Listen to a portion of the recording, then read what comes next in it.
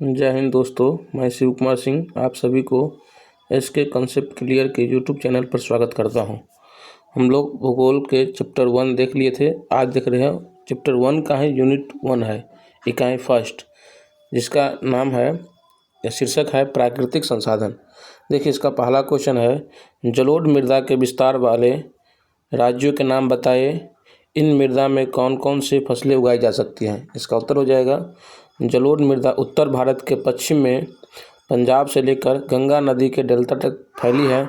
यह मृदा राजस्थान तथा गुजरात के कुछ भागों में पाए जाते हैं। इस मृदा में गन्ना, गेहूं, धान, मक्का आदि की फसलें उगाई जा सकती हैं। दूसरा क्वेश्चन है, समोच्च या सोपानी कृषि से आप क्या समझते हैं। कह रहा है, पहाड़ी क्षेत्रों में जहां वर्षा तेजी से मिट्टी को बहा ले जाता है, वहां मिट्टी को रोकने के लिए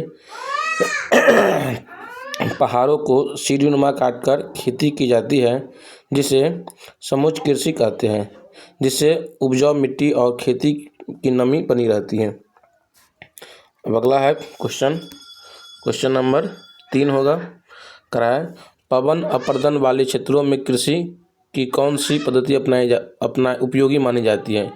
उसका उत्तर हो जाएगा, पवन अपर्दन वाले क्षेत्रों में पट्टिका कृषि पद्धति उपयोगी मानी जाती है। इस पद्धति में फसलों के बीच घास की पट्टियाँ बनाई जाती है, जिससे तेज पवन भी मिट्टी को उड़ा नहीं पाते हैं। अगला क्वेश्चन है, चौथा क्वेश्चन, भारत के किन भागों में नदी डेल्टा का विकास हुआ है। यहाँ के मृदा की क्या विशेषता है। उसका उत्तर हो जाएगा, भारत के तटीय इलाकों में नदी डेल्टा बनाते हैं। पश्चिम बंगाल में गंगा का डेल्टा विश्व प्रसिद्ध है। इसके अलावा महानदी गोदावरी, कृष्णा और कावेरी नदी डेल्टा बनाते हैं।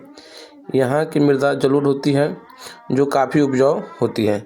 अगला क्वेश्चन है, फसल चक्रण मृदा संरक्षण में किस तरह सहायक है। इसका उत्तर देखिए, जलवायु दशाओं के अनुसार 2 या 3 फसलों को एक के बाद एक क्रम में उगाना फसल चक्रण कहलाता है। इसमें होता क्या है, चलिए देखिए अब आगे।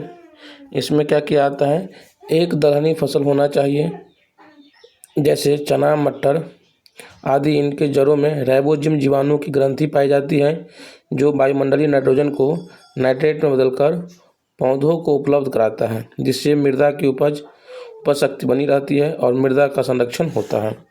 अब त्रिउत्तरीय क्वेश्चन है, जल क्रांतता कैसे उपस्थित होता है, मृदा अपर्दन में इसकी क्या भूमिका है। इसका उत्तर हो जाएगा, अत्यधिक वर्षा तथा अत्यधिक सिंचाई से जल क्रांतता की समस्या उपस्थित होता है। जल क्रांतता से मृदा अपर्दन में अवनालिका प्रक्रिया होती है, जिससे मृदा में लवणीय और क्षारीय गुण बढ़ जाते हैं, जो भूमि के निम्नीकरण के लिए जिम्मेदार होती है। इसके फलस्वरूप अन्न की कमी हो जाती है, अकाल की सामना करना पड़ता है। इससे बचने के लिए मिट्टी में रासायनिक उर्वरक का उपयोग कम से कम करना चाहिए, फसल चक्रण पद्धति अपनानी चाहिए और आवश्यकता अनुसार सिंचाई करनी चाहिए। अगला क्वेश्चन है, मृदा संरक्षण पर एक निबंध लिखिए। मृदा संरक्षण का तात्पर्य है कि मृदा को प्रदूषित एवं अपर्दन होने से बचाना।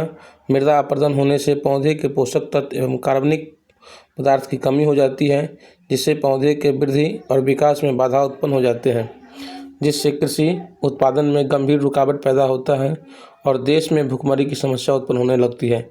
मिट्टी में अत्यधिक रासायनिक उर्वरक उपयोग करने से मृदा के पोषक तत्व असंतुलित हो जाती हैं, जो फसल उत्पादन में बाधा डालती है। अगला है, मृदा के निम्नीकरण के प्रमुख कारक। तो पहला है भौतिक कारक। भौतिक कारक में आ जाएगा भू आकृति, जलवायु, ढलान की तीव्रता। दूसरा है सामाजिक कारक। इसके अंतर्गत आएगा जनसंख्या घनत्व, वनों की कटाई, वनों में आग लगना, खेती करने की विधियाँ।